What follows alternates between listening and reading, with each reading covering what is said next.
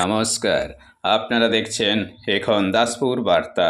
Kolkata press ক্লাবে বিদ্যাসাগর উৎসব 22শে জুলাই 1945 খ্রিস্টাব্দে কলকাতা প্রেস ক্লাবের প্রথম আত্মপ্রকাশ ঘটে দাসপুর থানার চাঁদপুর গ্রামের ভূমিপুত্র স্বাধীনতা সংগ্রামী পূর্ণচন্দ্র সেনের সভাপতিত্বে।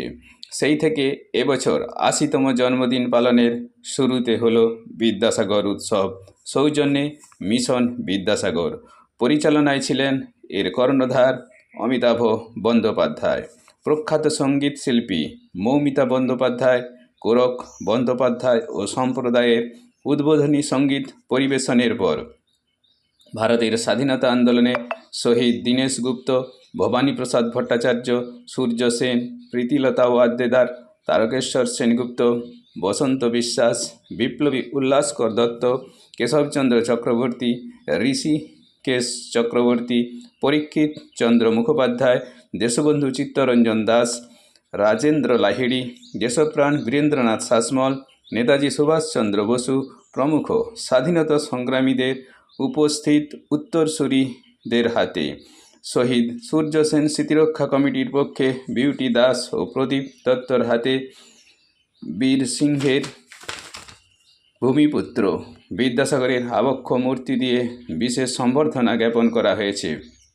এছাড়াও বিদ্যাসাগরের ভাবধারায় প্রাণিত খড়দা 51বর্তী, রোদ্ধা Khardah, Nilima welfare society Krishnanagar, Oikotan Krishnanagar, Ghoramara Ananda Ashram Serampore, Nikkon for performing arts valley, flagman Manu, শিক্ষক হরগোবিন্দ দোলই, তারাশঙ্কর দাস বৈরাগী, শ্যামসুন্দর দোলই, অশোক পাল, ডাক্তার মধুসূদন পাল, শিল্পী গণেশ ঘোড়ই, স্থানীয় সংবাদের পক্ষে সৌমি নাগ, সমাজসেবী তৃণাঙ্কুর পাল, সাহিত্যসেবী পরাশর বন্দ্যোপাধ্যায়, বাংলাদেশি কবি খৈরুল আহমেদ প্রমুখদের বর্ণপরিচয় সম্মানে সম্বর্ধনা জ্ঞাপন করা হয়েছে।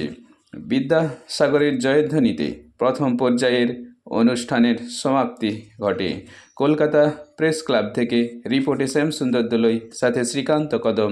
Like and follow with subscribe এখন দাসপুর বার্তা। এই দাসপুর বার্তায় যুক্ত হন।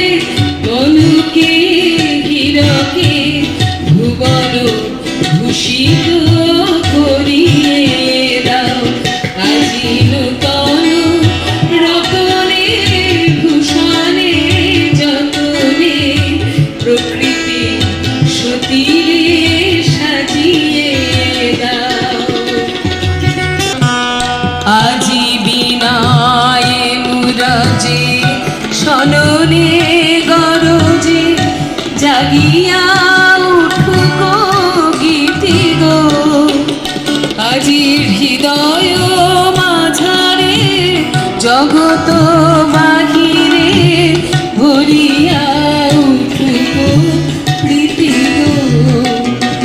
আজি বিনায় মুরাজে সননে গরজে জাগিয়া আজি হৃদয় মাঝারে জগত বাহিরে ভরিয়া উঠুক প্রীতি গো।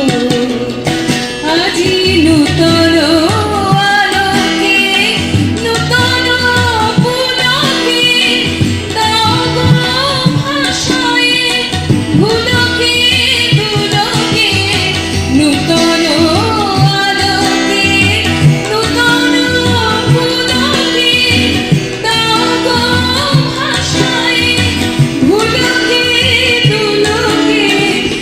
ঘরে ঘরে জ্বালিয়ে চলো বিদ্যাসাগর আদর্শ আলো। জয় বিদ্যাসাগর, জয় বিদ্যাসাগর, জয় বিদ্যাসাগর। আমি এবার মাইক্রোফোনটা দেব চিত্তরঞ্জন দাস। কলোনিয়াল শাসন থেকে, ব্রিটিশ শাসন থেকে মুক্ত করার জন্য যারা অসম্ভব ত্যাগ স্বীকার করেছিলেন, নির্যাতন সহ্য করেছিলেন, ফাঁসির দড়ি হাসতে হাসতে গলায় নিয়েছিলেন, তাদের মধ্যে অনেকেরই কানাইলাল দত্ত এবং অনেকেই যারা ফাঁসির আগে তাদের হাসি বেড়ে গেছিল, ওজন বেড়ে গেছিল এবং তারা তাদের ওই মহানন্দ দেখে জেলার পর্যন্ত ঘাবড়ে গেছিল যেটা কোন ধাতুতে গড়া। তো সেই মানুষগুলির মাউজার পিস্তল কেনার টাকা দিতেন আমার পূর্বপুরুষ। যখন কোর্ট থেকে ফিরতেন তখন গাউনের পকেটে he was the highest paid barrister of that time. অন্যদের নাম করছি না যারা তখন কংগ্রেসের তোষণ নীতির নাম করা লোক, তারা ব্যারিস্টারিতে অন্তত ধারে কাছে দাঁড়ানোর যোগ্য ছিল, হিসেবেও ছিল তার জন্য। তিনি সব গাউন থেকে টাকা বার করে তাদের হাতে দিয়ে ওপরে গিয়ে বলতেন, বাসন্তী আজকে কেউ কিছু দেয়নি, বুঝলে, রোজগার হয়নি। এটা আমি আমার বড়দের কাছে শোনা, বাড়ির বড়দের, কারণ তাকে তো আমি দেখিনি। উনি 1925 সালে স্টেপ অ্যাসাইডে মারা গেছিলেন দার্জিলিংয়ে। He died of heart break, not heart attack. সেটা গল্প আরেকদিন বলবো। চৌরি চৌরায় যখন আন্দোলন প্রত্যাহৃত হলো, দেশ ফুটছে স্বাধীনতা পাওয়ার জন্যে, তখন আন্দোলনটা সন্তর্পণে প্রত্যাহার করে যিনি ডেকেছিলেন তিনি সেফ কাস্টডিতে জারবেদা জেলে চলে গেলেন। এই দুঃখটা উনি সহ্য করতে পারেননি। আবার কবে একত্র হবে, আবার কবে বিপ্লব তৈরি হবে। তখন সুভাষ মান্দালয় জেলে, পরে ইনসিন জেলে ছিল। কাজে উনি খুব একাকিত্বে দার্জিলিংয়ে স্টেপ অ্যাসাইডে মারা গেছিলেন। এবং বাসন্তী দেবী সেটা বুঝতেন, ওপরে উঠে উনি বুঝতেন যে সমস্ত টাকা কি হয়েছে। উনি কিন্তু কখনো অনুযোগ করেননি, বলেছিলেন না ঠিক আছে আজকে দেয়নি কালকে দেবে, একদিন দেয়নি তো কি হয়েছে। এই যে দাম্পত্য প্রেম, এটা অনেক জায়গায় আমাকে আজকাল ডাকে। আজকাল কেন ডাকে? I never took any mileage from my lineage. জানাজানি হয়ে গেছে, এই ফাল্গুনি সুবীরের জন্য জানাজানি হয়ে গেছে। আমি স্পার্টান ওয়েতেই বড় হয়েছি, বরুণ জানে। আমি একটা রাজ্যের চিফ ইঞ্জিনিয়ার ছিলাম, সেটা কোনো বংশ ভাঙিয়ে হয় না, সে সিভিল সার্ভিস পরীক্ষা দিয়েই হয়। যারা এখন নেতা হয় আমি তাদের বলি যে নেতা মানে তো নিতে আসো, দিতে শেখো আগে, তবে হবে। তো বাসন্তী দেবী। ঘরে ঘরে জ্বালিয়ে চলো বিদ্যাসাগর আদর্শ আলো। জয় বিদ্যাসাগর, জয় বিদ্যাসাগর, জয় বিদ্যাসাগর। আমি এবার মাইক্রোফোনটা দেব চিত্তরঞ্জন দাস। জয় বিদ্যাসাগর সোনাময়ী দাসপুর থেকে মূর্তিটি এসছে। এই মূর্তিটি আমরা প্রেস ক্লাবের হাতে তুলে দিলাম। প্রফুল্লদা, তোমাকেও মঞ্চে আসতে হবে, এসো। প্রফুল্ল বেরা, গ্রামীণ চিকিৎসক সংগঠন, এসো মঞ্চে এসো, একটু ধরে থাকবেন। বিদ্যাসাগর মূর্তি, জয় বিদ্যাসাগর। আমরা যেখানে যত বিদ্যাসাগর মহাশয়ের মূর্তি প্রতিষ্ঠা করি, আপনারা জানেন যে পশ্চিম মেদিনীপুর জেলা সভাধিপতি একটা সার্কুলার জারি করেছেন যে 205খানা বিদ্যালয় পশ্চিম মেদিনীপুর যেখানে বিদ্যাসাগর নেই সেখানে মূর্তি প্রতিষ্ঠা করতে হবে। প্রশান্ত একটু এসো না তাড়াতাড়ি চট করে, জোরে একটা হাততালি হয়ে যাক। বাপ্পাদিত্য কোথায় গেলে? যাক, হ্যাঁ তুই এখানে সামনে দাঁড়া, একে পড়াও, মৃণালকে পড়াও। সাগরদ্বীপ থেকে এসছেন মৃণাল। আমাদের অনুষ্ঠান একদম শেষ, অনুষ্ঠান আমাদের শেষ লগ্ন। সাগরদ্বীপ থেকে এসছে মৃণাল, একটা স্মারক দাও, ওকে একটা স্মারক দাও। হ্যাঁ ওকে, একে একটা দাও, পড়াও। মেমেন্টো এটাকে তৃণালপুরকে দাও, ওকে একটা একটা ওটা পড়া না, ওটা বাপ্পাদিত্যকে দেওয়া হয়েছে। হ্যাঁ পড়াও, এটা পড়াও। চলো শেষ করবো আমরা।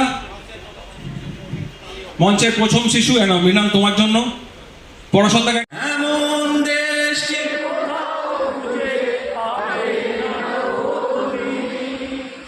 সকল দেশের রানী, সে যে আমার জন্মভূমি, সে যে আমার জন্মভূমি, সে যে আমার জন্মভূমি। ভাইয়ের মায়ের এত স্নেহ কোথায় গেলে পাবে কেহ, ও মা তোমার চরণ দুটি বক্ষে আমার ধরি। আমার এই দেশেতেই জন্ম, যেন এই দেশেতে মরি। এমন দেশটি কোথাও খুঁজে পাবে না কো তুমি, সকল দেশে সে যে আমার জন্মভূমি, সে যে আমার জন্মভূমি, সে যে আমার জন্মভূমি। বন্দে মাতরম, জয় বিদ্যাসাগর। আজকের এই অনুষ্ঠানে এইখানেই সমাপ্ত।